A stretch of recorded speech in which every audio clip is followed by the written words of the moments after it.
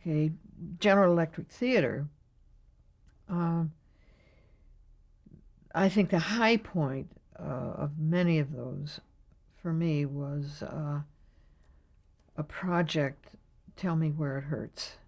Um, and that was very indigenous to the 70s and this transitional year of 1973, which to the 60s was 1962, and with the assassination of Kennedy. Well, the, the 1973 Equal Opportunities Act was profound in terms of women. And it was of keen interest to me, just personally, and then professionally. It was worthy, since it was really a shift in the culture. It happened then, but its roots you could trace. So women's consciousness raising was of intense interest to me. And Roger was great that way. He was always on the edge himself. And if you could convince him that this was, he'd say, go for it. And Marcy was a great one to support it. And I had collected a certain amount of literature or articles and stuff on. I was aware. I had met Betty Friedan in 1965 when I was really in the throes of my divorce and some counseling. And my therapist was one who had a private luncheon for Betty Friedan, and I was among the few at the table. She was a very intimidating woman, I might add. But there was a force in that you respected, and that was respected, and Roger got it. So there was probably the genesis of it, but by the time I got into Roger, in that period, I was really interested in seeing if we couldn't create something dramatically around that for GE Theater. So he encouraged me to move an idea along. It was just a premise of an idea more than anything. It was just some of the statistical stuff that was coming out, and there would be some kind of narrative report, excuse me, a narrative report around those statistics, but I just got interested. What did the statistics regard? Well, it began to chronicle the evidence of women's consciousness-raising groups. They were emerging. They became a critical mass later, and they were common. But it was at that very spawning of anything as daring as a group of, blue-collar women sitting in a living room and daring to talk about anything other than meals, school, chores. What did they feel? How were they dealing with those feelings? How was it reflecting in the societal structure of family and relationship to working? All of that began to shift in that period. So I had read an article, and Roger said, "Okay, go ahead." I didn't know if he was being patronizing or not, but he was good that way. If you could convince him that there was a movie and it fit the parameters of your series, in that it fit within GE Theater. So the first writer really didn't work out, but I had a great friend and an agent, Sylvia Hirsch, who was just a remarkable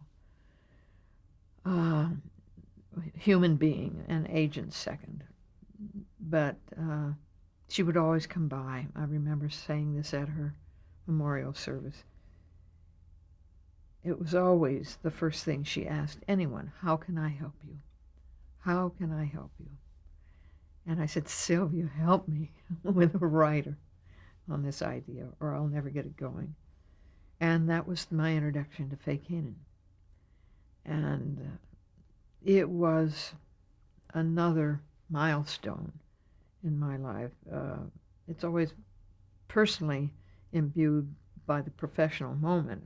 I was so enriched by this wonderful coming together.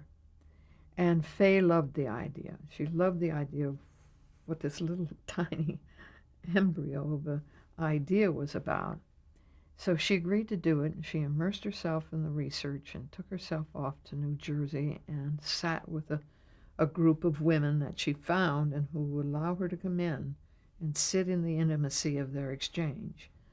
Faye is an enormously humanistic person, so she would find herself comfortable in any group.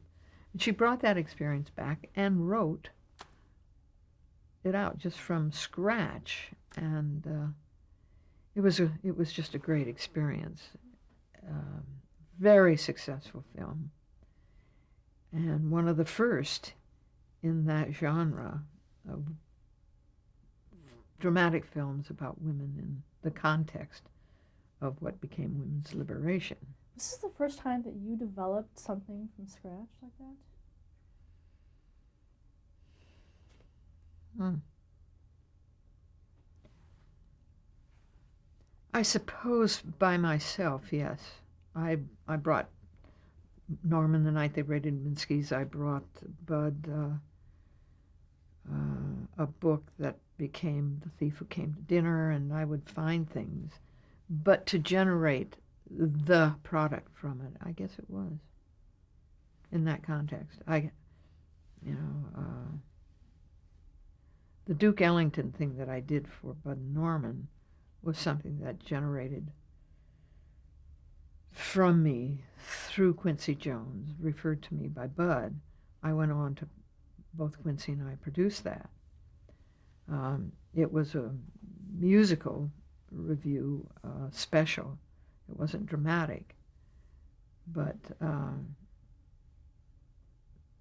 I was involved.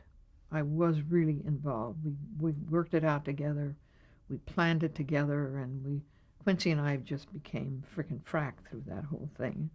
And I tend to forget it.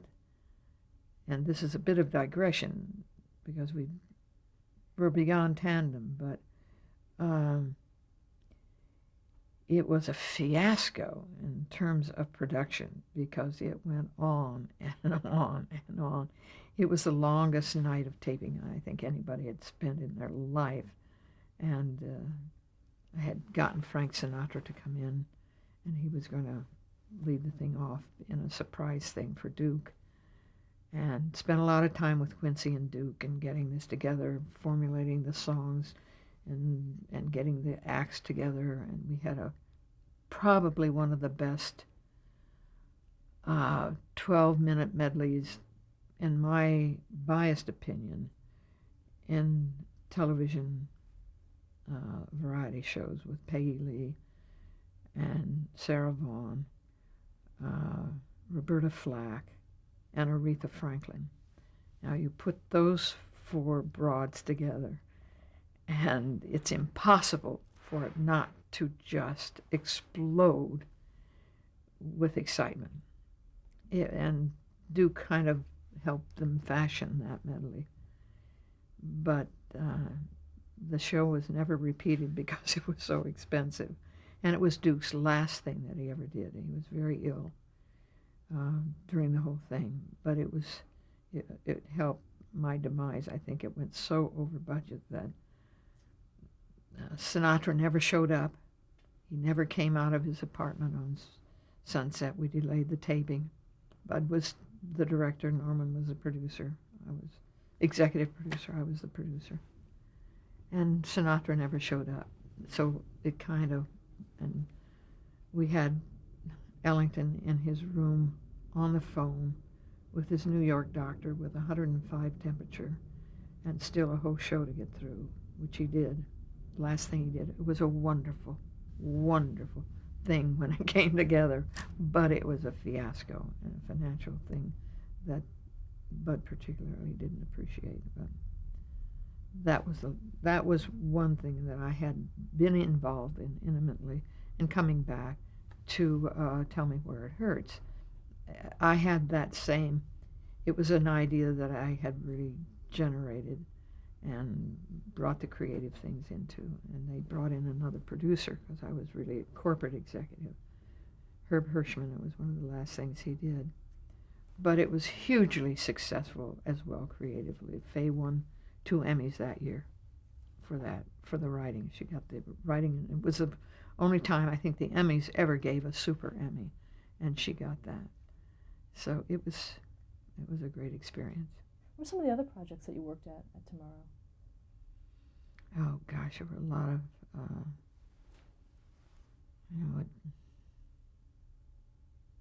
why is it so hard to remember? You did Larry? Oh, that, yeah, that one generated from Bud. It was, I mean, from Roger. He was very, very committed to the sense of mental health. He had an autistic son, so he was very versed and informed about anything, any issue around mental health, and this spoke to him. And yeah, I worked on that. That was a GE Theater, but it was from his idea. In the mid-'70s, Tomorrow Entertainment dissolved. How did that come about? What happened? Well, it was a General Electric Corporation corporate decision. They had put $22.5 million into that enterprise. And the peculiarity of all this is that, such a monolithic corporation as General Electric, and yet its diversification of its product, we were in the light bulb division within the chart of organization of General Electric. And as such, we had certain parameters that we had to deliver within the construct of the corporation. They decided they were making television sets and they should make television programming to be concurrent with the launch of television. Well, it wasn't a very financially rewarding thing. As I remember, it was like $22.5 million later. They decided that was as much money as they were going to spend on original programming. So Tom Moore, who was in the East, took the title and whatever financial, and Roger took the creative inventory and formed Tomorrow Enterprises. And that's when I joined him. He asked me to go with him on that.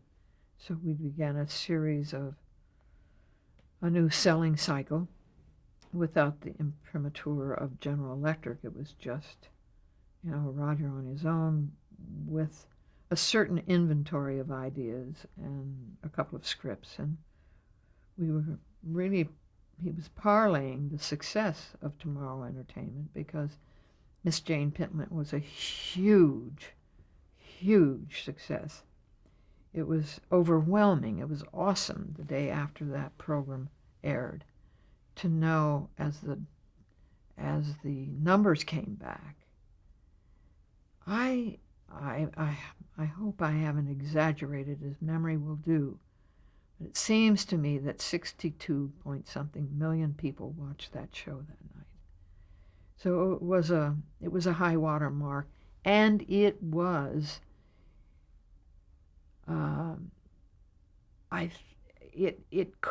there was a pause in reflecting on the civil rights issues in this country at the time. And the fact that the audience reaction to it was so overwhelmingly positive that there needed to be a certain reflection on what did that mean.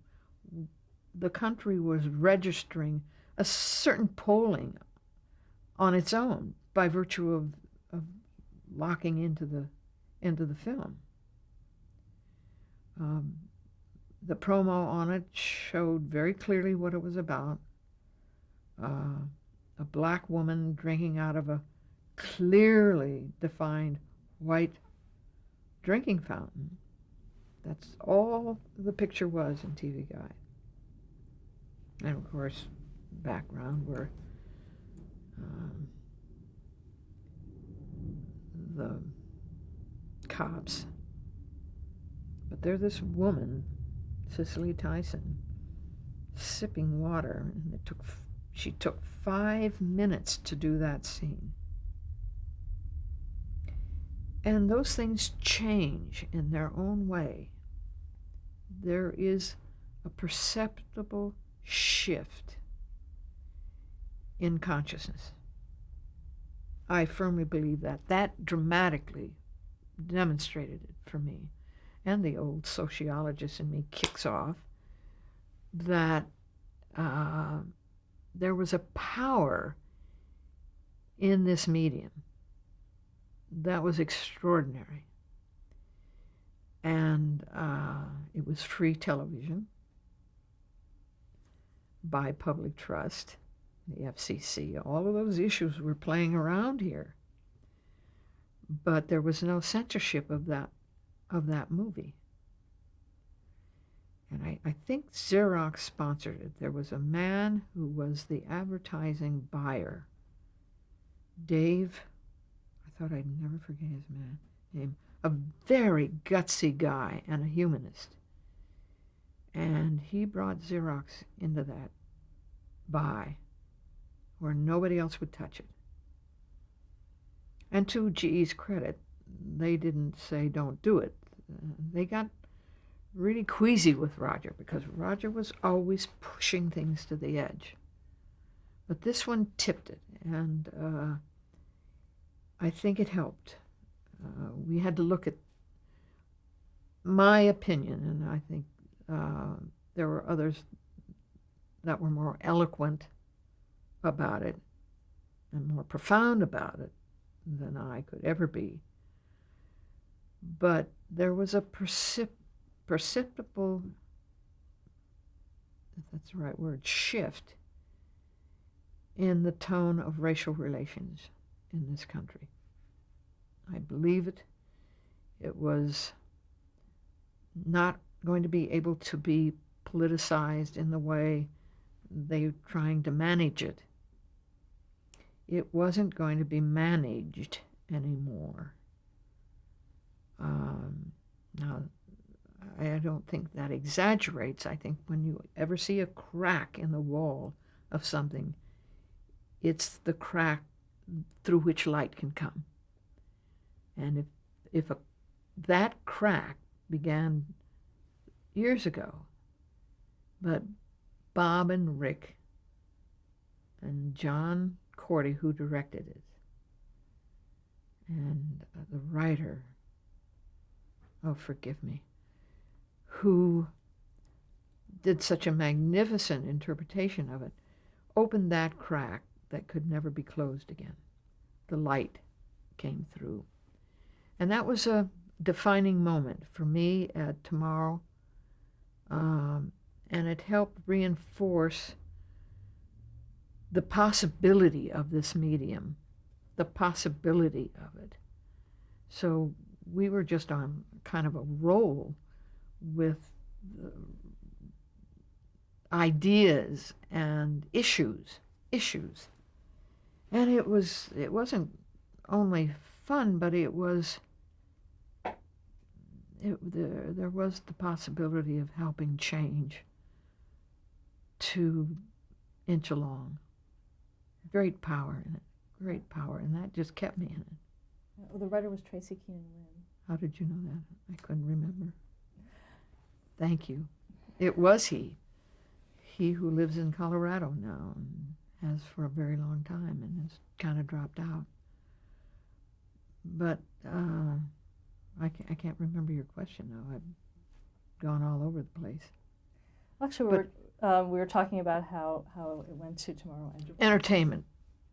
Tomorrow Enterprises. That was Rogers. There was an interesting shift in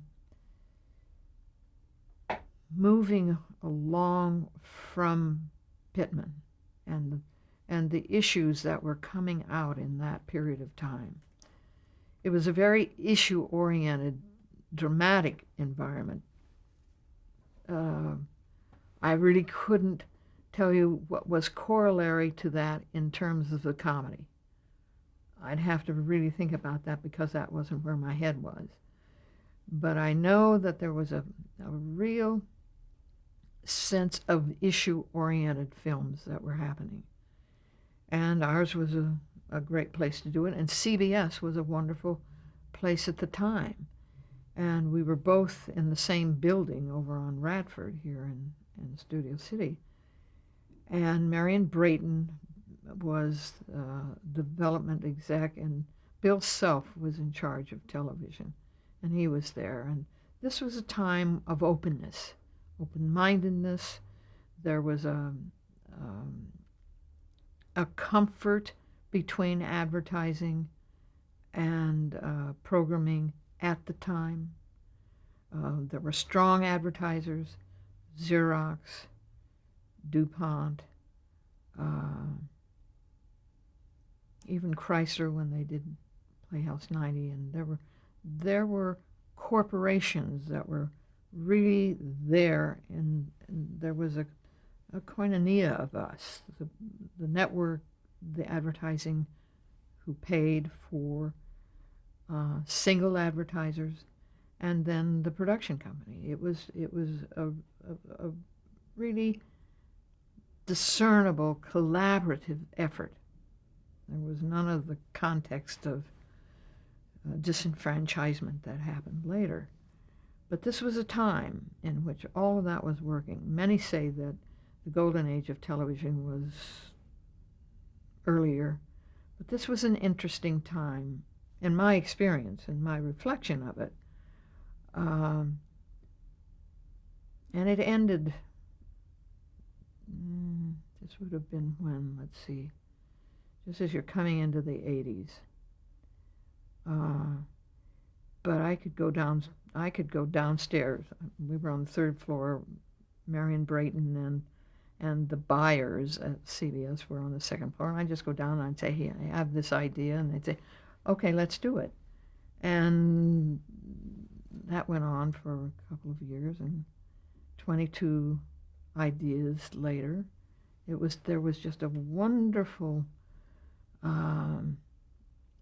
collaborative sense of what it was about. We were always about the idea of something. Was there subject matter that they still wouldn't touch at that time that you tried to get through? That's a good question. Well, sexuality was very difficult, and the reason I mention that is because Judy, very, very prolific and successful writer of juvenile books, actually. Bloom? Judy Bloom. And we did her book, Forever. Is that the title of it? Was really I liked the idea, and I knew Roger well enough by now to say, hey, what would happen if we tried to do this? Because there was explicit sexuality of language, and adolescent, teenage sexuality. But it was in the context that was already in literature, so it was published. And this was when sexuality was beginning to be articulated outside the closet and outside the bedroom, and it was in the life of people and women's liberation, all of this that was going on.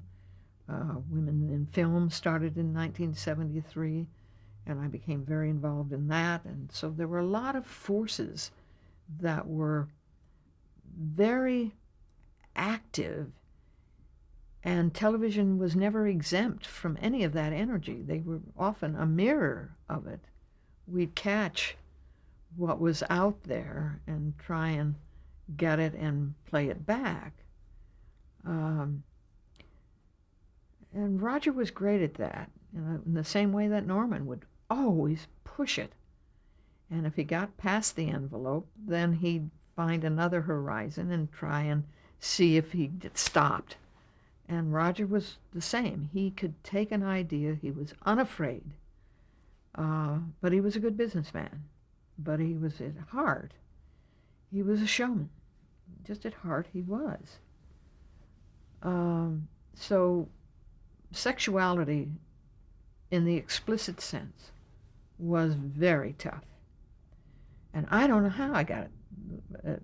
I can't say I did, but Roger said, yeah. And Judy she's very, very protective of her material. Just subsequent years has made that very clear. She's had very little that she has allowed to be optioned to go for television, very little. But it was touch and go. It was to the race issue as Pittman, not on the same profundity, but it was just testing the parameters and how far. Roger loved that. Now, how far could you push into television that which was in the real world and what we were dealing with? And in a sense, television was becoming a little more reactive